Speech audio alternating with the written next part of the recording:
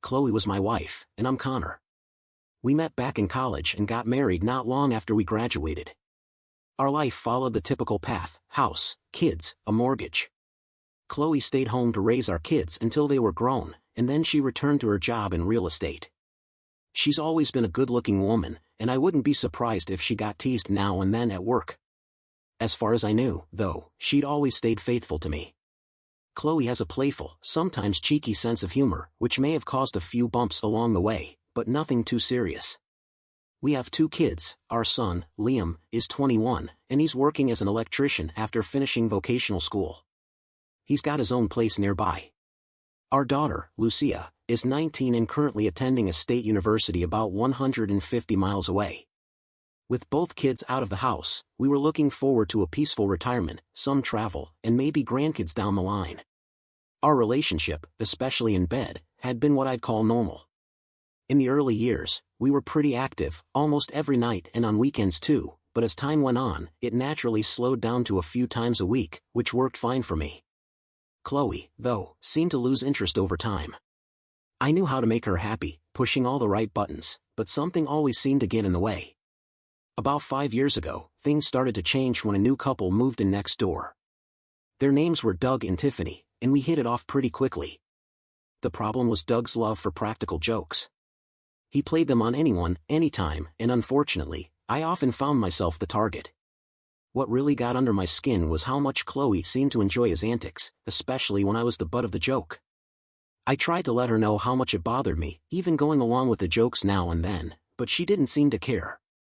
Over time, I began to notice something else. Doug seemed a little too interested in Chloe. His jokes with her often crossed the line, and I couldn't shake the feeling that he wanted more than just friendship. Whenever we hung out together, Chloe and Doug would laugh at his sometimes crude jokes, leaving Tiffany and me to awkwardly smile along. I could tell Tiffany was as uncomfortable as I was. One particular day at the beach still sticks with me. Doug started making fun of some tourists walking by, and Chloe jumped right in, laughing along with him. Tiffany and I were both shocked by how reckless they were being, but no matter what we said, they just kept laughing together. That's when I knew things were getting out of hand. Another time, we were at Doug and Tiffany's place for a barbecue. Tiffany and I were outside chatting while Chloe went inside with Doug to grab drinks. After a while, we realized they'd been gone for longer than expected, so we headed inside to find them. When we walked into the house, there they were, coming out of the living room, arms around each other and laughing like a couple of teenagers. Doug had lipstick smudges on his collar and around his mouth, while Chloe's lipstick was smeared, and her hair was a mess. Tiffany and I just stood there, completely dumbfounded. "Hey, sorry about the wait," Doug said, acting like nothing was wrong. "Chloe was just helping me show her some of my artwork." He was grinning, completely oblivious to how they looked. Chloe, trying to keep a straight face, added, "Doug's got some amazing prints, Tiffany. You've got to see them." That was the moment I finally snapped. "What the hell is going on here?" I asked Chloe. "Why does Doug have lipstick all over him, and you look like you've just been kissing him?" Chloe tried to laugh it off. "Oh, come on, Connor, we were just looking at his artwork, and I guess I got a little too into it." "You're not mad, are you?" Doug had that same smirk he always wore when he was about to pull one of his pranks, and Chloe was avoiding eye contact, struggling to keep from laughing. I was furious. Tiffany, still confused, finally spoke up. "Doug, if you think this is funny, you've got another thing coming. You're not going to mess around with another woman in our house." Both Doug and Chloe burst out laughing at that point, and I could see Tiffany starting to realize what was going on. "Oh, lighten up, Connor. It's just a prank." "If you could have seen the looks on your faces, you'd be laughing too," Chloe said between giggles. Doug added, "Come on, let me get you both a drink. We can all laugh this off." Reluctantly, Tiffany and I followed them into the kitchen, still in disbelief. I turned to Tiffany and muttered, "One day, they're going to take this too far, and it's not going to end well." She nodded in agreement. That night, back home, Chloe could sense my frustration. "I'm sorry, babe," she said. "I didn't mean for it to go that far. We were just messing around, and nothing serious happened. We didn't think you and Tiffany would be upset. Are you still mad?" "I'm trying not to be," I replied, "but you've got to stop getting involved in Doug's stupid pranks. You know how important loyalty is to me, Chloe." Seeing you like that, it almost gave me a heart attack. I get it, Connor, she said softly. I would never do anything to hurt you, and I value loyalty just as much as you do. Please, believe that. She leaned in, kissed me. A couple of weeks later, Chloe and I were back at Doug and Tiffany's house for dinner on a Saturday night. We had just finished eating when a call came through that Doug initially thought was for Tiffany. Tiffany worked as an ER nurse at the local hospital. After hanging up, Doug turned to her and said, "It's the ER, there's been a bad car wreck, and they need you there ASAP." "Damn, let me go change and head out," she replied. 10 minutes later, Tiffany was on her way to the hospital. Once she'd left, Doug turned to me and asked, "Hey, could you give me a hand with a project I've got going in the basement?" I noticed Chloe staying quiet, avoiding eye contact, but at the time, I didn't think much of it. "Sure, what do you need?" I asked, standing up to join him downstairs. "I just need you to hold something while I attach it to the ceiling. It's not too heavy, but I can't hold it and attach it at the same time, and Tiffany's too short for this kind of thing." "Sounds simple enough," I said. "Trust me, it'll only take a minute," Doug assured me as we headed down the stairs. When we got to the basement, he pointed me toward a metal support post near the furnace.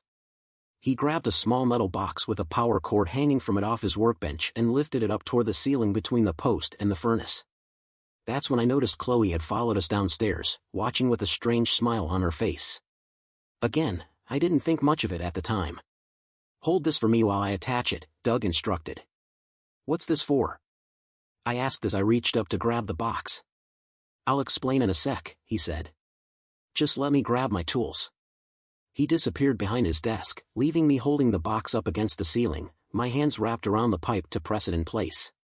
Moments later, I heard two quick clicks, metallic and sharp, and before I knew it, I was handcuffed to the pipe. "What the hell, Doug?" I shouted, realizing I'd been tricked. I turned to see Doug slipping his arm around Chloe's waist as they both stood there, grinning at me. "What's going on? Get these damn cuffs off me," I demanded. "Sorry, buddy," Doug said with a smirk. "Chloe's quite fond of my art, and she wants another look, without you or Tiffany getting in the way this time." As he said that, they started heading upstairs together, Chloe swaying her hips exaggeratedly as they left. "You'll regret this, Doug. Let me loose, now," I shouted after them. "Relax, Connor. I'm just going to admire some engravings," Chloe called back with a chuckle, leaving me alone in the basement, struggling with the handcuffs. The pipe was anchored into the concrete floor and bolted to a steel beam overhead, making any escape impossible. My mind raced, and soon, I could hear the unmistakable sounds of them moving into the bedroom above me. Then, the sounds that followed, Chloe's giggling, shoes hitting the carpet, and whispered urgencies, sent a wave of fury through me. "Doug, I want you so bad," I heard Chloe murmur, her voice filled with lust. I yanked at the cuffs, my wrists growing raw, blood beginning to stain my skin. Upstairs, the bed started to creak as the sounds of their betrayal filled the room. I cursed the handcuffs and the situation I found myself in. After what felt like an eternity, silence fell upstairs. My energy spent, I slumped against the cold concrete, my hands still wrapped around the pipe. Tears welled in my eyes as Chloe's voice rang out, "That was amazing, Doug. I'll definitely need to admire your work again." Doug's voice followed, "Sure, but we better get downstairs and check on Connor. And Tiffany could be back soon from that fake call I made, so let's not risk her catching us." A few minutes later, I heard footsteps on the stairs, but I didn't bother to look up. Chloe's voice broke the silence. "Oh my God, look at his wrists. Connor, I'm so sorry. It was just a joke. Doug, unlock him, hurry." Tears streamed down my face as I felt the weight of what had just happened. "Doug, hand Chloe the key and get the hell out of here. The moment I'm free, you're going to wish you'd never been born," I growled, locking eyes with him. Wordlessly, Doug handed Chloe the key and bolted for the stairs, fear flashing in his eyes. As soon as Chloe unlocked the cuffs, I heard Doug's truck roar to life and his tires screeching as he sped away. Slowly, I rose to my feet, looking down at Chloe, who was still crouched on the floor, tears streaming down her face. "You better find somewhere else to stay tonight, Chloe, or I swear I'll hurt you. Call before you even think of coming back," she sobbed, realizing the damage she'd caused. "Connor, I'm so sorry. It was just a joke. We didn't do anything," she pleaded. "I don't want to hear it. As far as I'm concerned, you might as well have cheated. And from now on, that's exactly how I'll treat it, I said coldly. Expect a call from my lawyer. We're done. No, Connor, please. Nothing happened, she cried out from the basement as I turned to leave. I didn't respond. Just as I reached my car, Tiffany's headlights lit up the driveway as she pulled in. She rushed out, her face frantic. Where's that worthless husband of mine? There was no accident, no need for an ambulance, she exclaimed. Then, she saw my wrists. Oh my God, Connor. What happened? Let me help you. Doug and Chloe played another one of their stupid games, I sighed. But this time, they went too far. I'm divorcing Chloe. Oh God, what happened? Tiffany asked, her voice full of distress. You'll hear all about it from Chloe and Doug. I'm heading home to take care of my wrists, I said. Once you're done, you can tell my cheating ex-wife that her belongings are on the porch. If she wants back in, she's going to need a court order. Oh God, what did they do? Tiffany wailed as she rushed inside, clearly upset. I climbed into my car, anger still simmering as I headed home. Once there, I cleansed my wrists with antibacterial soap, applied some ointment, and bandaged them. I methodically packed up Chloe's belongings, tossing them into plastic bags and setting them outside. I ignored the phone's constant ringing and kept my focus on the task at hand. After locking up the house, I undressed and lay on the bed, but sleep wouldn't come, even though I was exhausted. The phone rang again in the morning, but I wasn't in the mood to answer it. I showered, ate breakfast, and changed my bandages. Around 10 o'clock, the doorbell rang. Looking out, I saw Tiffany standing on the doorstep. I invited her in and gestured for her to sit. They really went too far this time, didn't they? She said as she stepped inside. Unfortunately, yes, I replied. So, what's your plan? She asked. I'm filing for divorce. They claim nothing happened, that it was just another one of their jokes, but to me, it's done. Chloe crossed the line, I said calmly. You're really upset, aren't you? Can't you cool off a bit and think it over before making such a drastic decision? You've been together nearly 24 years. Don't you want to try and save any part of it? She asked, clearly hoping for a different outcome. I won't tolerate being betrayed. I've warned Chloe enough times, and in my eyes, she betrayed me. It's over. But they insist nothing actually happened, they just made it look like something did, Tiffany countered. That doesn't matter. I felt like it could have happened, and as far as I'm concerned, that's reality. They can't prove it didn't happen, and I have to trust my own perception. She showed no respect for me, I said firmly. Can't you at least hold off and try counseling? Chloe is devastated, Tiffany pleaded. I warned her before, and she didn't listen. It's too late now. The lawyer will handle it from here. If you're okay with Doug's involvement, that's your choice, but he better stay far away from me, I concluded. I haven't decided what to do about Doug yet, but I hate that this has come between us. Doug feels terrible and wanted me to pass along his sincere apologies to you, she said, her voice quiet. Well, you can tell Doug that our friendship is over. And as for you, Tiffany, I think it's best if we don't see each other as long as you're still with him, I insisted. Is there anything I can tell Chloe? Anything that might give her hope for your forgiveness? Tiffany asked. If she can prove she didn't sleep with Doug, I'll consider it. But I don't trust either of them to tell the truth, so she'll need to do more than talk. She can take a lie detector test if she really wants to prove it, I said. Okay, Connor. I'll let her know, Tiffany said, her voice filled with sadness. I'll miss you. I'll miss you too, Tiffany. Let me load Chloe's things into your car so you can take them to her. I assume you still have it. Yeah, she's moving in with her sister this afternoon. Her sister lives across town, she's a widow, so she has space for Chloe. Maybe for good. After loading Chloe's belongings into Tiffany's car, I waved her off and returned inside. The first thing I did was call a locksmith to change the locks. The last thing I needed was to come home from work on Monday and find myself locked out. Once the locksmith confirmed they'd come by that day, I unplugged the phone and switched off my cell. I spent the day doing household chores until the locksmith arrived. After they left, I drove to the supermarket and stocked up on frozen dinners, enough to last me about a week. When I returned to my now solitary home, I couldn't shake the overwhelming absence of Chloe after almost 24 years together. The anger I felt toward her and Doug still lingered, though. Around 7:30 that evening, as I was watching TV, the doorbell rang. Looking out the window, I saw Chloe's sister, Sylvia, standing at the doorstep. "Hello, Sylvia," I greeted her as I opened the door. "Hi, Connor. Can I talk to you for a moment?"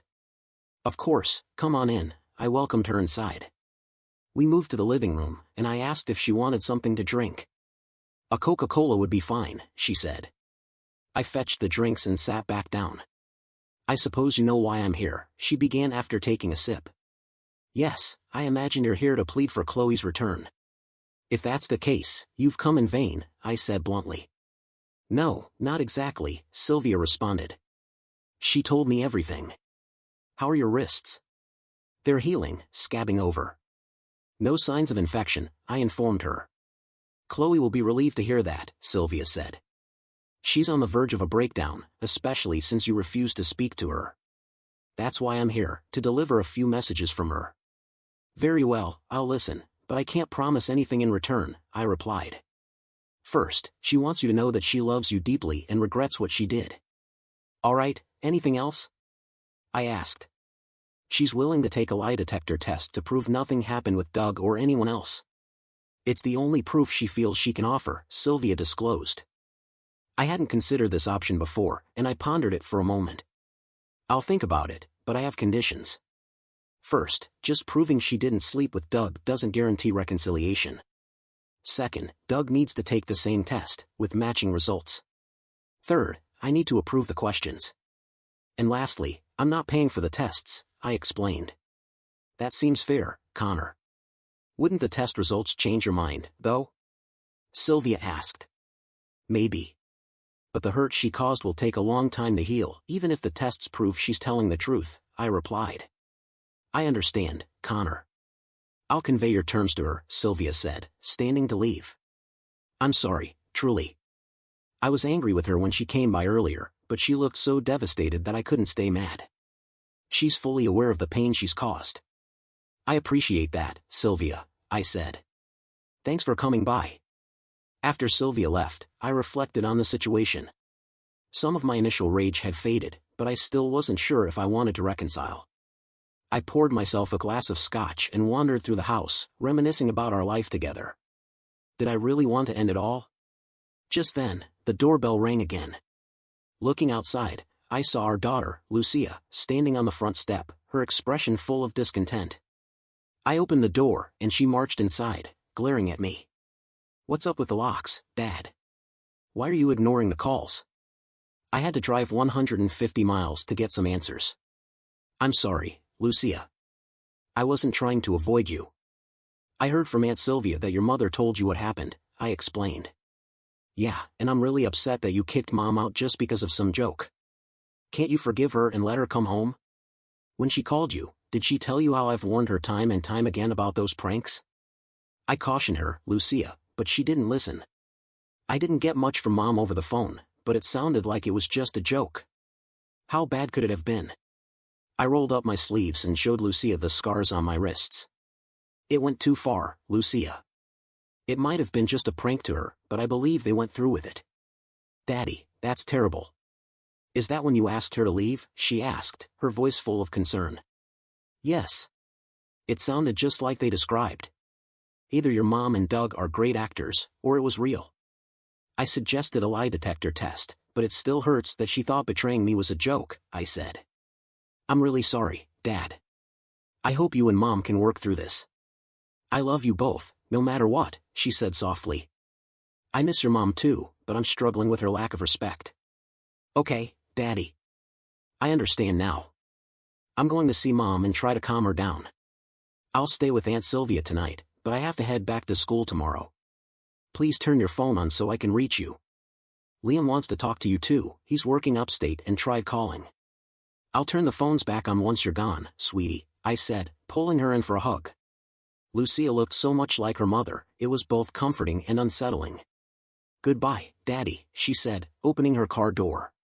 I waved as she drove off, then returned inside, feeling the weight of everything on my shoulders. I grabbed the glass of scotch I had poured earlier and finished it before turning my phones back on. A couple of days after Sylvia's visit, she called to inform me that Chloe had agreed to my terms for the lie detector test. She also said that Doug had consented to take the test and had even offered to cover the cost as a way of showing remorse for his involvement in the prank. Sylvia gave me the contact information for the testing administrator as well. Though my anger toward Chloe had subsided somewhat, a deep sadness remained. If she really loved me and hadn't been physically involved with Doug, why would she participate in such a cruel joke? I began to question whether Chloe's love for me had faded over the years, despite her claims that she wanted to reconcile.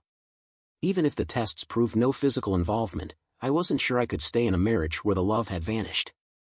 Chloe tried to call me multiple times, but each time I heard her voice, I hung up. Instead, Sylvia acted as a go-between, relaying Chloe's apologies and her desire to make things right. I stood firm, refusing to make any decisions until the test results were in. During this time, my son Liam reached out, urging me to forgive his mother and let her come home. He didn't seem to grasp the depth of the pain her actions had caused. No matter how much I explained, he kept pleading with me to take her back, and I started to realize that our relationship might become strained if I went through with the divorce. On the other hand, Lucia showed more understanding. She had been supportive, expressing empathy for the situation and not pushing me to make any hasty decisions. Her compassion meant the world to me. After Sylvia gave me the contact details for the test administrator, I decided to reach out to a few people I trusted in law enforcement and legal circles. Their advice reassured me, and I felt confident enough to schedule an appointment with the test administrator, Tom McCormick, to ensure the process would be impartial. The next day, I found out that Chloe and Doug had already contacted Tom and scheduled their lie detector tests for 2 days later. They had designated me as an interested party, meaning I could control the questions asked.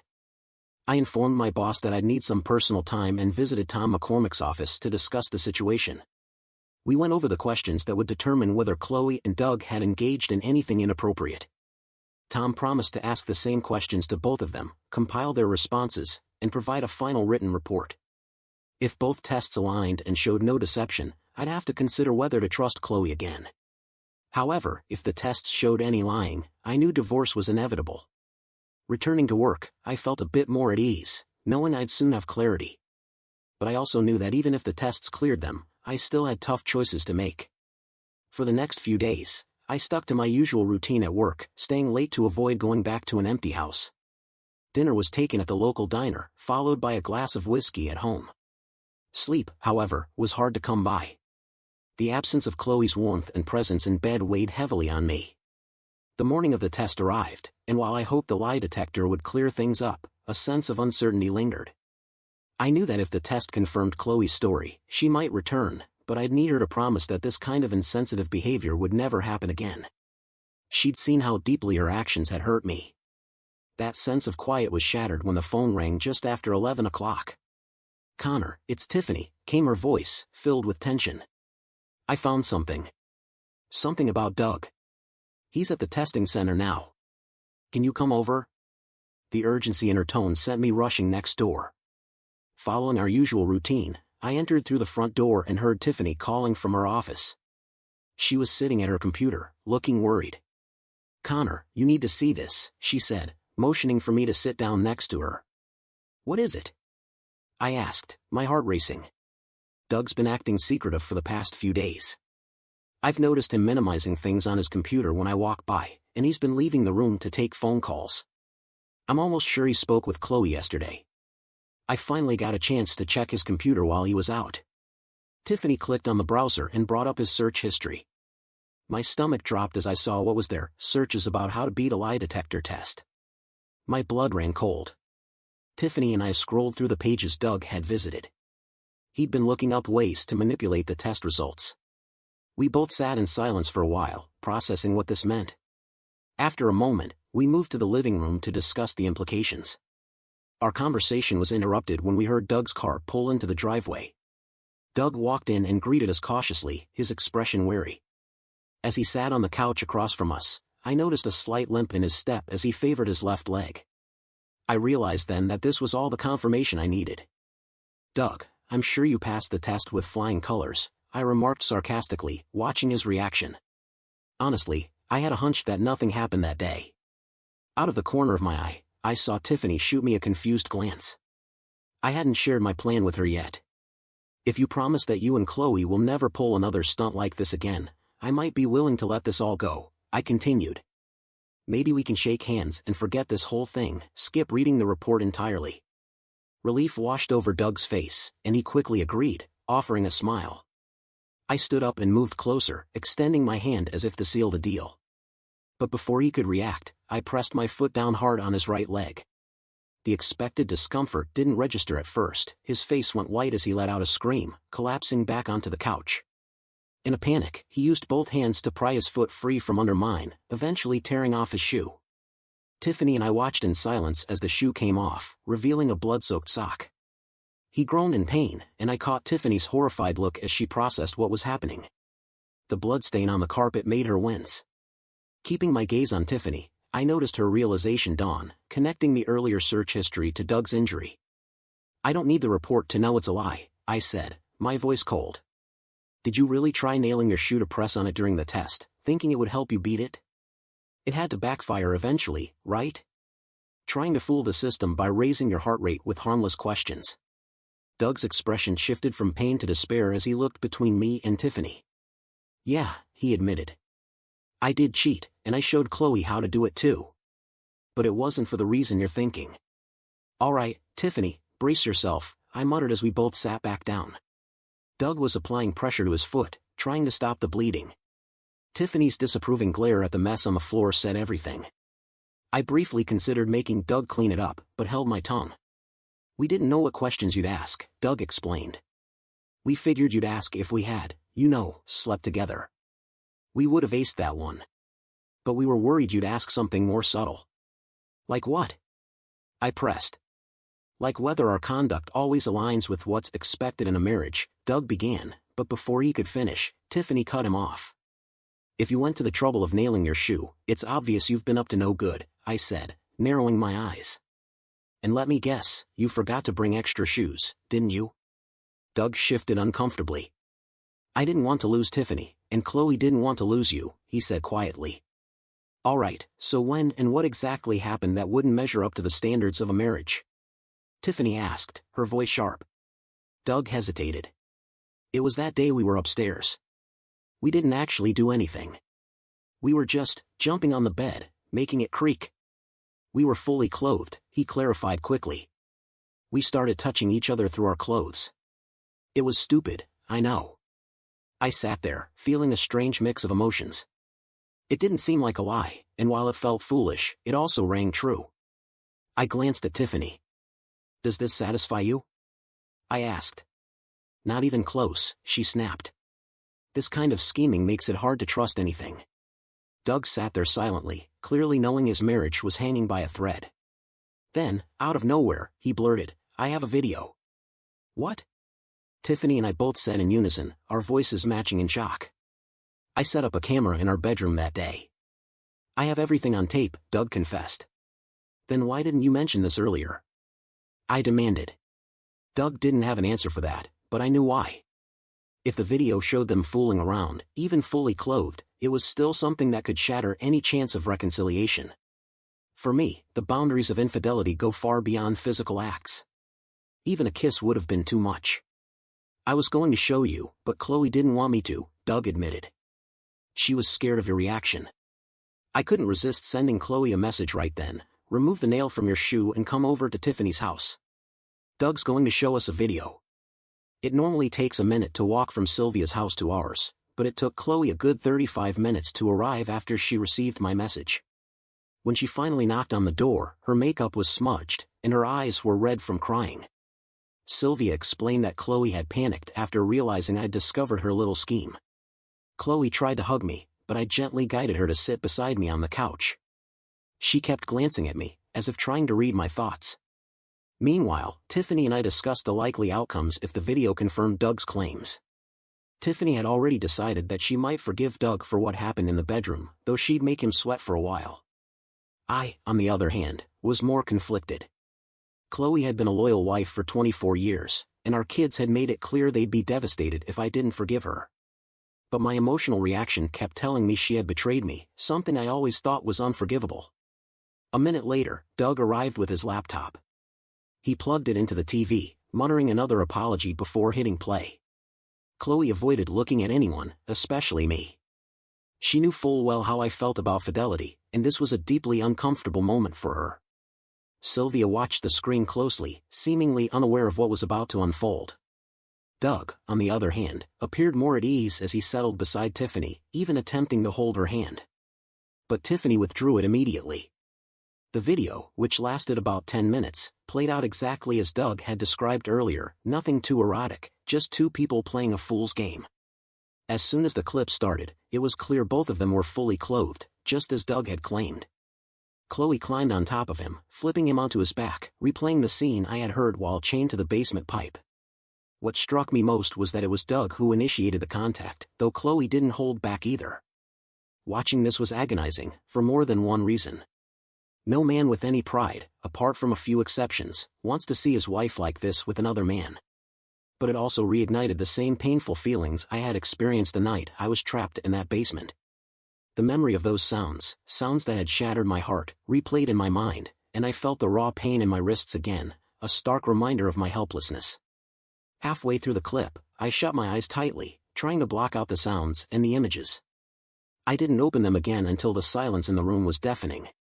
The scene on screen had ended, with Chloe and Doug separating quickly.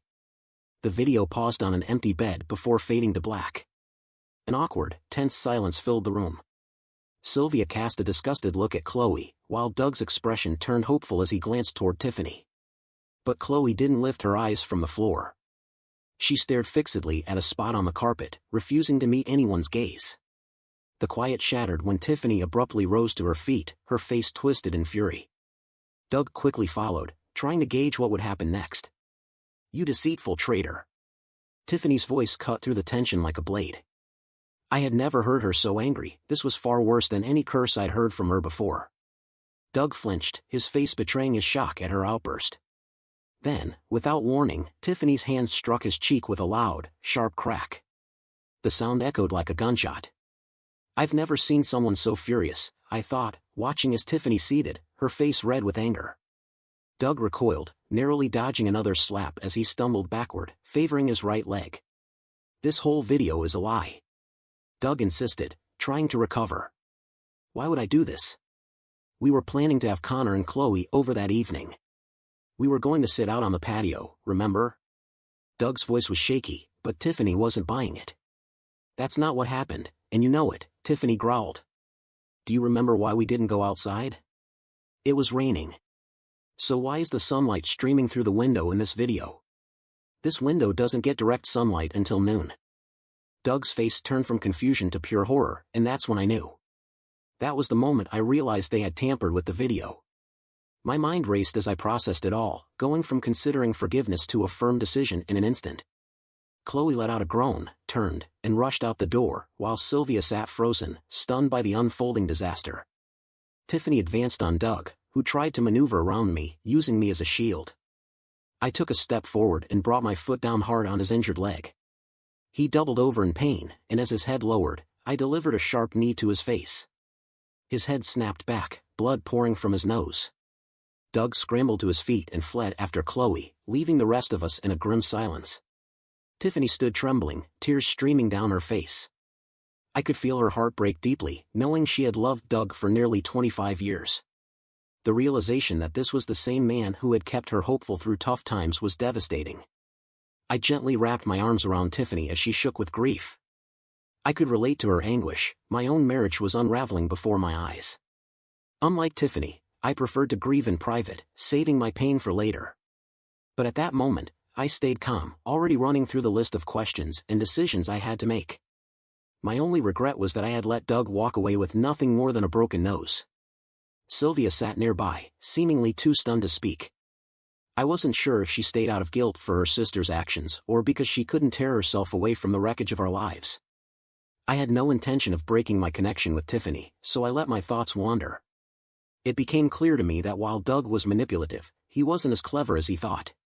If Tiffany hadn't noticed the sunlight clue, we might have continued living a lie. In hindsight, the doctored video was a smart move on Doug's part, but I couldn't shake the feeling of being deceived. The words and sounds from the video perfectly matched what I had heard that night in the basement. It left me wondering how they had managed to sync everything so precisely. The answer was obvious: they had either overlaid the original audio onto new footage or recreated the scene to match what I had heard. Doug's decision to play the video through his laptop suddenly made sense. After giving Tiffany one last hug, I gently sat her down on the couch and made my way over to my own laptop. I was relieved to find that it hadn't gone into sleep mode, sparing me from having to log back in. It was silly to think that if it had, I could have just used the flash drive on another device. But my mind was foggy from the events of the day. With a few quick keystrokes, I closed the playback software and opened the folder containing the files we had just watched. There were 8 videos in total, and the one we'd just seen was labeled Me and Chloe Making 8. 2 other files caught my attention, one titled Me and Chloe Original, and another labeled Basement AED. I clicked on the second file and skipped ahead until I found myself, handcuffed in the basement, captured by a hidden camera. I closed the clip, unable to bear reliving that moment. The original file was much larger than the others, so I clicked on it.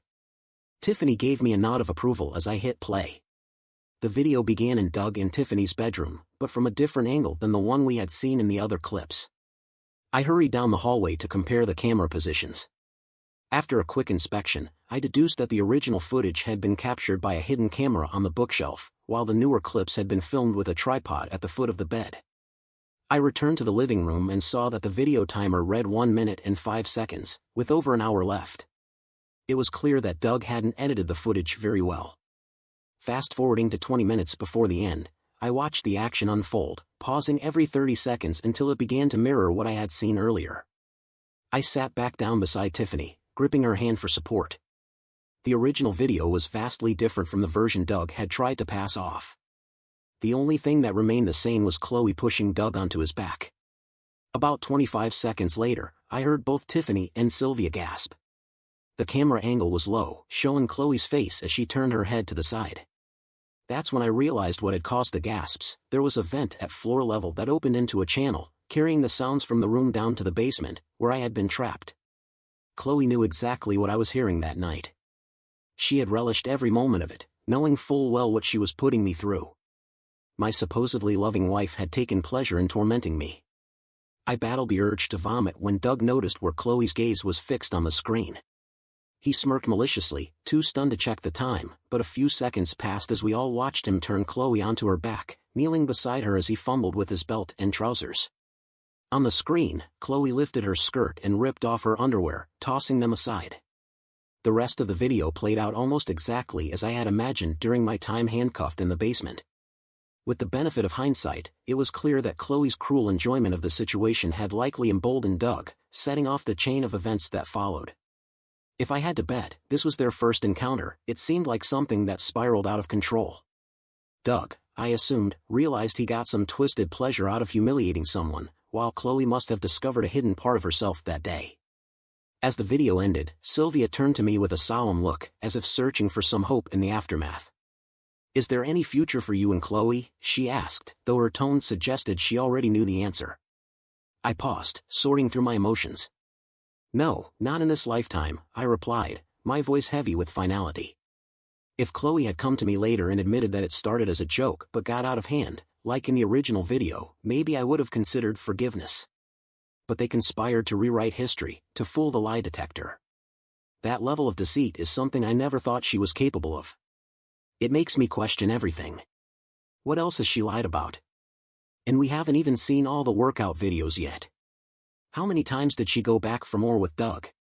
Then I glanced at Sylvia, who was clearly upset. "I'm sure you noticed that look on her face, Sylvia.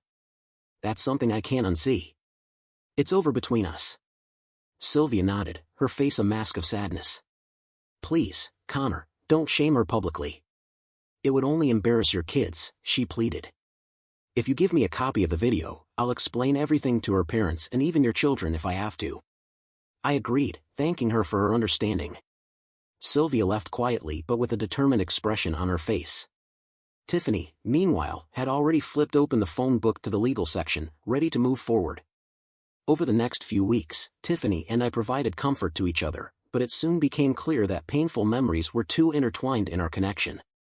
We parted as friends, realizing that any romantic relationship would be tainted by what had happened. One night, after another long evening of supporting each other, I left Tiffany's house only to find Doug waiting in her front yard, furious. He couldn't fathom how he could hope to reconcile with Tiffany while I was visiting her so frequently. What a deluded fool. Glancing around to make sure there were no witnesses, I took great satisfaction in breaking his nose for a second time. The memory of that smug grin he had flashed just before destroying my marriage was reason enough for me. Doug's role in the divorce proceedings didn't go well for him either. Tiffany tore him apart when he tried to demand his share of the assets, and I fully supported her. She even threatened to press charges for unlawful restraint, using the basement video as evidence. Doug, realizing he was cornered, cut his losses and disappeared. It was for the best. I might have been bluffing, and I wasn't too concerned about the public humiliation, but I didn't want to cause embarrassment for my children or for Chloe's extended family. Not long after I gave Doug a second bloody nose, Chloe reached out to me. It had been about a week since the video incident. Her message was brief, almost as if she was unaware I had seen the original footage. She likely thought Doug wouldn't have been careless enough to keep all the incriminating evidence in one place. The message hinted at her hope that, because I hadn't shared the video with our family and friends, there might still be a chance for us in the future. The message also reminded me that I hadn't sent the clips to Sylvia yet. I hadn't heard from my kids that week, but that didn't surprise me too much. Teenagers are often absorbed in their own worlds.